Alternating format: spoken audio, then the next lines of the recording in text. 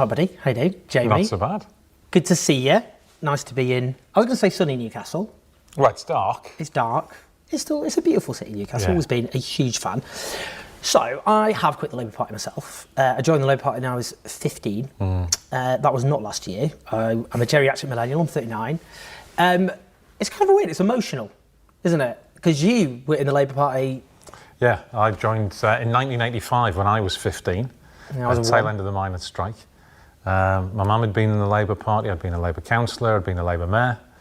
And despite having a fantastic record, they'd been trying to get rid of me for ages and said, you're not allowed to be the mayor of this new area that you've negotiated this fantastic devolution deal for. So what happened? Let's talk about this. You were mayor elected what year? 2019. Yeah, covering Newcastle, North Tyneside, all the way up to Scotland and Berwick. It's a big area. Huge.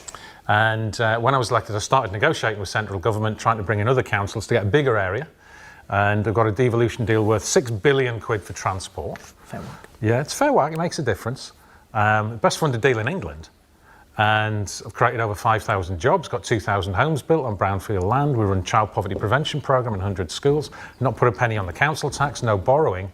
The perfect example of economic competence, but with real good social responsibility in there. The jobs we create are backed by a good work pledge. And they blocked me. They never gave the official reason why, but they've been trying for ages. They wouldn't let me have data. I got an email in the January saying, we will only let you contact members directly if you promise you're not going to run as mayor.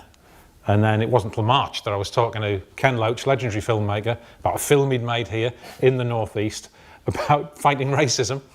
And they subsequently briefed against me saying that was the reason they blocked me, but they'd actually tried to block me before then. Because just so people are aware, when we're talking about blocking, what happens is you're this area, and then this now it becomes a bigger area, and you were instrumental in that. You had this record, very popular, and you're not even put on the list, the long list. And then because what would happen then is members would choose. This is the point. That's right. It's like, Labour members are presented with a list. They get to choose who is on the list. So when you say blocked, what you mean is they prevented Labour members from being able to say, hey, this guy's been mayor for a while, should he be able to be on? Do you want him? It's up to you. You decide. And isn't that funny when we talk about devolution and giving power back to communities? They wouldn't let people in the Northeast choose who was their mayoral candidate. Yeah. It was the NEC from London who made that decision. We are no way going to risk letting Labour members choose their own candidate because they're obviously going to choose Jamie Driscoll, and he is anti-austerity. Yeah, and that was it. And that was it. Because they've nationally committed to a fiscal rule which bakes in Tory austerity. Yeah. It means they're not going to increase taxes on the rich, on those who are doing well. So that means just more of the same economic policies, but with a Labour rosette attached to it. Well, it does. I mean, if you look, we just had the budget last week now, and we've now got literally exactly the same tax and public spending policies from Labour and Conservative. And they're over here claiming that's what's going to happen. What's the only thing that can happen. And everybody else is over here saying, why can't I get my medical treatment? Why are my buses not running? Why is my kid's school crying out for teaching assistants? It's because they can't afford to hire anybody. Everybody's in a cost of living crisis. We've got all our utilities spewing feces into the rivers. And everyone can see, well, we're worse off, and there's a load of rich people getting richer off, and all we need is a wealth tax.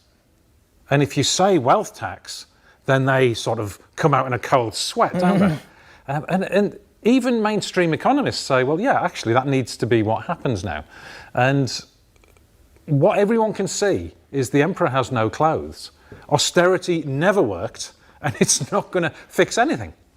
Keir Starmer made that argument in the leadership election. He said, that... No, I interviewed him. You did a video just like this. I promise this won't be a theme. You do videos of people who then stab you in the back. No, I mean, Keir Starmer, he did this. You did a video with him. Yeah. In that leadership election, he promised things like public ownership. He asking the well-off to pay a bit more so we can invest in all the things that are falling apart. That's the argument he made.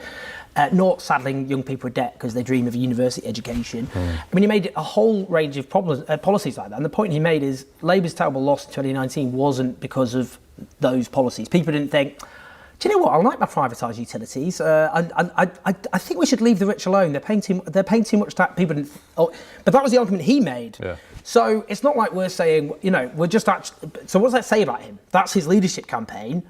What does that say about anything he ever says? You've only got to look at his stance on Gaza, where he'll say, I can't say that because the US State Department hasn't cleared it, which is what's behind it all, we know. And then a week later, he says, I never said that. And there's any number of clips. Anyone who searches on YouTube for Keir Starmer U-turns, they will see him saying the exact opposite thing less than 12 months later. And if someone's willing to be that dishonest when there is no pressure on them to do with running a country, then he'll buckle at the first sign of any pressure. But, I mean, what is he promising? I mean, who is advising them? Who are the donors? Yeah. Who are all the SPADs coming in? They're not coming from trade unions, they're not coming from community groups. Not ordinary people, exactly, who've links. I mean, you made a point about Gaza. For me, it's a question actually of kind of like, is someone fit to be Prime Minister? Because he said early on that Israel had the right to cut off water and energy to civilians. Yeah. Had shadow cabinet ministers go on to defend him on that position, and then 2 weeks later said he never said that he had the right, they had the right to do it. On the green investment pledge, I think that's £28 billion. That was something that was different from the Conservatives. It was. And they got rid of that, not because they were under any meaningful pressure. I mean, look at the head of the polls because the Tories had destroyed themselves, but because they thought they might come under pressure. But isn't that worrying? I mean, I'm trying to work out what will they be like in government. They'll just be buffeted by events. Your opinion of someone should not be based on what they say in an election. It should be based on what they've done when they had power. And that's what I say in this election. My track record speaks for itself. And that's why people trust me. That's why I'm getting support from right across politics. And by the way, fixing problems is very, very popular with the electorate. Yeah. But what's his actual record? His actual record is to break every promise he's said, to use all kinds of procedural and legal shenanigans to try and stop any hint of dissent. And dissent is what they're terrified about. Yeah. Well, are you going to trust someone like that if you're in an industrial dispute? If you're a public sector worker and you're getting your pay cut, how do you think a Starmer government would deal with you? Because if they get a big majority, they can do what they want then. Exactly. I hear that, but people say, Jamie, come on, they'll be better in power. Yeah, because it's well known that all governments decide to deliver more than they promised when they get into power. Nobody believes that. That's a fiction that people who are trying to come up with a reason to find hope in Keir Starmer, the people who just don't want to say, no, actually, you know what, they need to be under pressure. And that's what this has got to be about.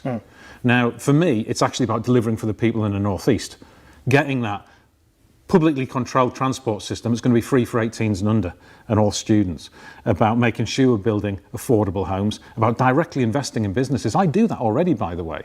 This venture capital, and when the businesses are successful, the money comes back to the public purse instead of disappearing off into tax havens. This works and it's possible. Again, people say, I hear all this, but I know the Tories are 20 points behind. I know Rishi Sunak is slightly less popular than, Collar at the moment. But they've experienced that bitter feeling time and time again of waking up or staying up, the exit poll, bomb, the Tories are back. And they just think to themselves, I know, I hear what you're saying, but I can't risk it. I just can't risk it. What do you think about that? What do you say about the Tories could just win again? It's just not going to happen. And the Tories, I know, because I work cross party, they all tell me, no, we haven't got a hope in hell. They've given up. That's why you've got some of them going off to their GB News 100 grand a year jobs. That's why you've got others going for their jobs in the city or their corporate directors. That's why you have ministers resigning so they don't have to serve the period after they come out of government. They've got no chance. They know that. They're fighting a rearguard action to keep hold of it. But the real worry is what happens if nobody makes a challenge, as politics is shifting to this authoritarian austerity politics. Where's the voice that says there's an alternative? And if that voice doesn't speak up, authoritarian austerity politics will dominate Britain for the next decades. So do you think that's the danger, that if the left, if people, let's not even think about left or right in that way. Let's just think of people who think basic common sense ideas, I suppose. Should those who are doing well pay a bit more tax? Like, I mean, that's kind of loads of mainstream economists argue for that. Do you think utilities are better run, which service people's basic needs, by shareholders or by people often locally? If the people who don't have a kind of message that resonates when people get pissed off, basically, with the Starmer government, that vacuum's got to be filled by someone. And it will be filled, and that's the real risk. You don't have to have a deep political theory of change or understand the difference between Keynesian economics and post-Keynesian economics to realise that your energy bill has gone up. And you read a story in the press saying these people have made billions of pounds of profits, to say, who speaks for me? Why is no one looking after me? Why am I struggling to put food on the table for my kids? Well, who fills that vacuum? We know it's the populist right, and they will do that. And they have lots of places. What people should be worried about is something akin to a Farage-led Conservative Party, the election after next. People listen to that thing, horrified, I'm sure. But you can't rule that out. That's the point. I mean, just a couple of other things. I mean, some will go again. Lovely stuff. But you're only going to appeal to a narrow section of people. Just a bunch of raging lefties reading their Karl Marx books. Nothing wrong with that, by the way.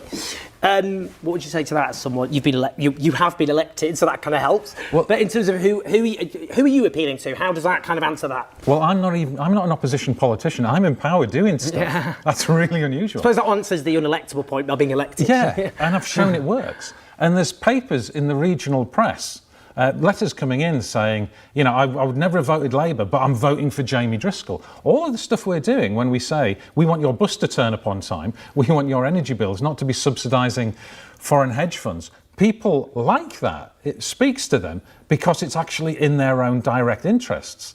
So this works, it's popular, and it would make Labour more electable if they actually decided to stick with some fairly sensible policies. These are mainstream policies in Germany and in Scandinavia, and it used to go by the old-fashioned name of social democracy. This is not a 5-year plan from the 1920s Russia. No. So I'm supporting this new initiative called We Deserve Better. It's not my initiative, very important I say that. It's something I'm just supporting. It's a crowdfunder. It raises money for Labour candidates who are lefty still. They still exist. If people support these sorts of policies, if they're not kicked out, we'll see what happens. But crucially, Green candidates or independent candidates. It's pragmatic, basically. It just says, what does that candidate stand for? Do they stand for the sorts of things we've just been talking about, or don't they? That's the criteria, and they might will disagree with them on lots of different issues, but on kind of core issues. What do you think about that? I mean, it's been backed by people who used to be Labour councillors who resigned recently over Gaza. What would you say to people who are a bit cynical about that? Why do you think that might be a good idea in the current kind of climate? The mindset of that very small group of people in the Labour, there's a lot of very good people still in the Labour Party, there's a lot of very good elected officials in the Labour Party, politicians, but this small group are in control. They look at the polls and they've got this very narrow group in Middle England who they think they should listen to, and basically they've narrowed it down to the extent where they just ring up Jeremy Clarkson and ask him what he thinks. And they need to be shown, no, you need to stick to policies that are anti-austerity and are going to change people's lives. And there's been loads of councillors left the Labour Party in the North East. There will be independents standing. But ahead of the general election is going to be my election here in the North East. Now, you get someone like me, who's very popular cross-party. Lots of Tories say they're going to vote for me. Lots of Reform people say they're going to vote for me. But huge numbers of people in the Labour Party are campaigning for me, secretly, below the radar. Then that is going to change national politics. Because just as when you had Douglas Carswell and Mark Reckless elected ahead of 2015, and Cameron says, all right, we'll go much more in the referendum-y direction. Because they have to look over their shoulder. Yeah. So that will say, yeah, all right, we probably do need to start talking about how we're going to fund our public services properly, which is economic common sense. So getting behind these candidates is the only way you're going to change it in a two-party system. I'm very funny because the election's in May. For you, in terms of the kind of 3 key things you really want to, like 3 headline policies to kind of flesh out this is what we can have. Because again, a lot of people, it's like you're asking for the world, you guys. Yeah. Just settle, come on, chill out, moderate, your demand, suck it up, kind of thing. What would you say in terms of 3 key things you're standing for which show actually, come on, this is just basic stuff, common sense stuff here, guys. Publicly controlled transport system where the buses, the metro, the rail is all integrated into one, with travel free for everyone 18 and under and everyone in full-time education. And that gives it long-term sustainability, actually. It's financially more viable. Full employment, and that means helping people get into work, helping people who are economically inactive, get the training, get the skills. I've already created over 5,000 jobs here. I want to more than double that. So that is actually good economic common sense, more people in work, more tax receipts. And then the Green New Deal. And that's not just about investing in offshore wind, which we've done, and retrofitting homes, which we've done, but that's about changing our public spaces. So your town centre isn't just somewhere where people are trying to fleece you and get you to empty your pockets. It's so there's places where young people can hang out and meet without it costing a fortune, where we have some public luxury and better public spaces, and get away a little bit from some of the consumerism into a much more sustainable lifestyle. Now, we can do that in the North East, but here's the real worry. If you were an establishment person who was right behind the hedge fund model of Britain, that would terrify you, the idea that our public services are to be run in the interest of the public and not in the interest of wealth extraction. Boom. Jamie, massive honour. I think it really fleshes out why this is important. Everything crossed, obviously. And when people donate, for example, to this crowdfunder, one of the incredible candidates they will be donating to support will be you. So obviously I hope people consider that. Jamie, big honour. Cheers.